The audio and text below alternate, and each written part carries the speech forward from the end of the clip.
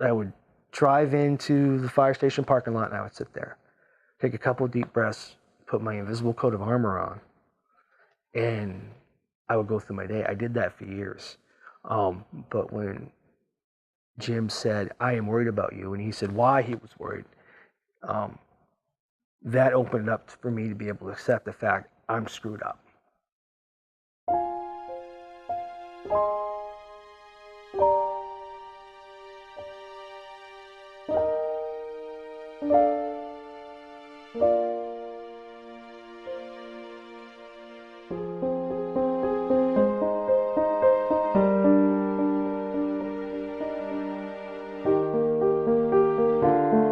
In 2012 was when I started noticing the dreams that I was having.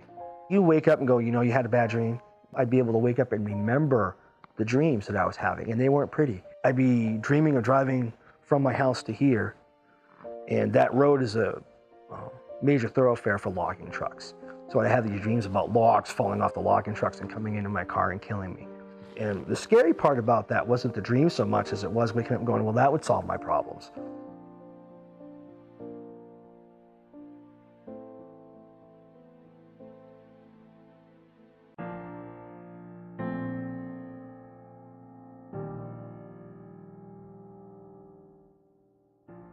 January into February of 2015, I started having full, and I did not know what they were.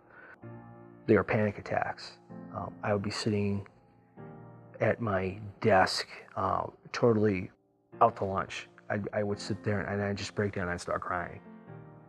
Can't tell you why, you know, and it would just come and go, and I'd want to flee. I would want to run. I would leave my office just to get away, to get a breather. And I went to the BCE and said to him, look, I don't know what's going on. I am stressed right out here. And if I can't figure out what's causing this, I'm going to quit. I'm going to resign. He goes, no, don't do that. Just take time off. So I took 3 weeks worth of leave, and it was the most atrocious 3 weeks that I have ever had. I didn't sleep for 3 days straight. I couldn't. I had a week of decent time, and then the week before coming back to work, the anxiety of coming back to work, I stopped sleeping again.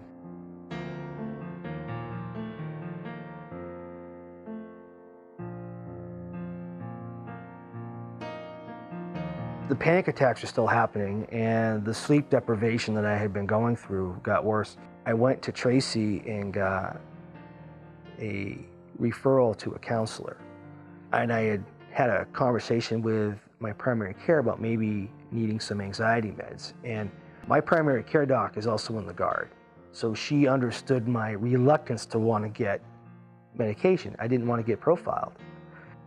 At some point, I sent her an email saying, look, I give up. I need medication if I'm going to function. I can't do this without help.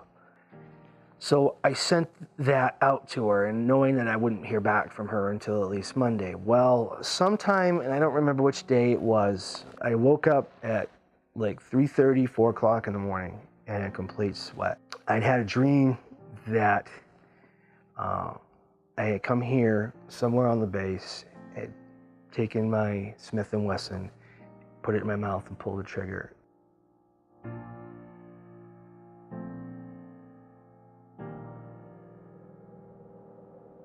Figured I'm up, I'm not gonna go back to bed now.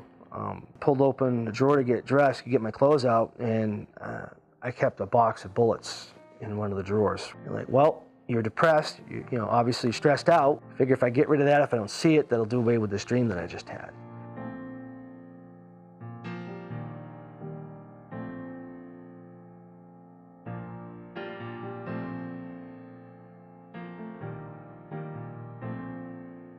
I don't know why I picked Chief Winchenbach, but I did. And he said, look, I'm worried about you. And when he said that, that was when I realized that even though these are dreams, and my attitude about you can't control what you dream about, that was wrong. When he said that, I realized I want to die. I want to kill myself. I don't want to deal with this pain that I'm feeling anymore.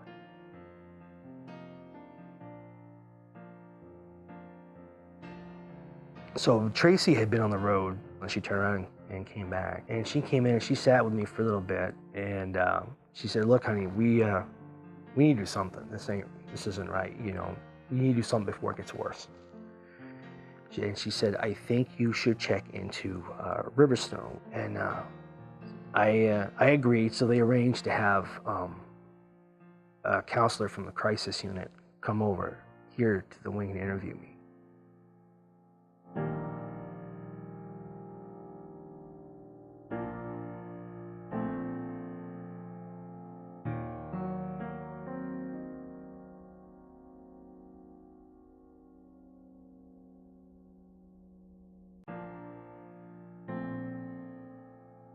I'm still here. I haven't had any suicidal dreams or thoughts.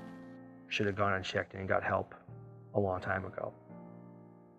Having a wing director of psychological health at the unit was probably one of the smarter things I think that they've done, particularly at a guard level. It's not like we have all the big heavy resources of an active duty base to leverage.